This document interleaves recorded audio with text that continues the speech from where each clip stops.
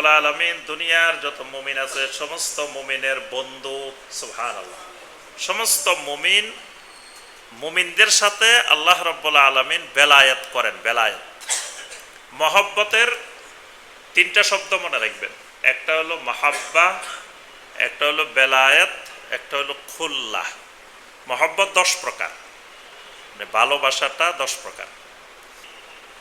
ইমাম তহাবী রাহমাহুল্লাহ মহব্বতকে 10 প্রকারে আলোচনা করছেন। কোরআন হাদিসে টোটাল যত মহব্বত আসছে সমস্ত মহব্বতকে একত্রিত করলে 10 প্রকারের মহব্বত হয়।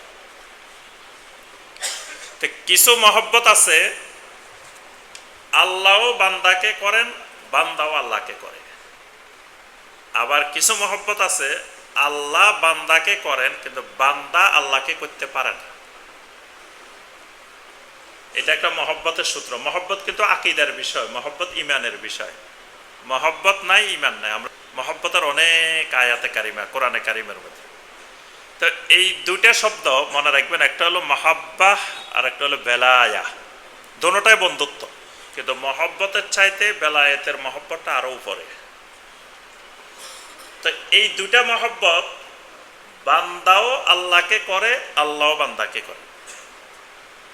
আর খুল্লাহ এটা যে মহব্বত, এটা আল্লাহ বান্দাকে করেন, বান্দা আল্লাহকে করতে পারেন। এই কারণে দেখেন মহব্বত শব্দটা আল্লাহর শানেও ব্যবহার হয়েছে, বান্দার শানেও ব্যবহার হয়েছে। একই আয়াত সূরা আলে ইমরানের 31 নম্বর আয়াত, কুল ইন কুনতুম তুহিব্বুনাল্লাহা ফাত্তাবিউনি ইউহিব্বুকুমুল্লাহ। প্রথম বলা হচ্ছে রাসূল আপনি বলেন ইন কুনতুম তুহিব্বুনাল্লাহ, যদি তোমরা আল্লাহকে মহব্বত করো, ভালোবাসো। তাহলে এই ভালোবাসাটার নিসবত কার সাথে? বান্দার সাথে। মানে আমাদেরকে আল্লাহ বলতেছেন তোমরা যদি আল্লাহকে মহব্বত করো, তাহলে আমরা আল্লাহকে মহব্বত করতে পারি।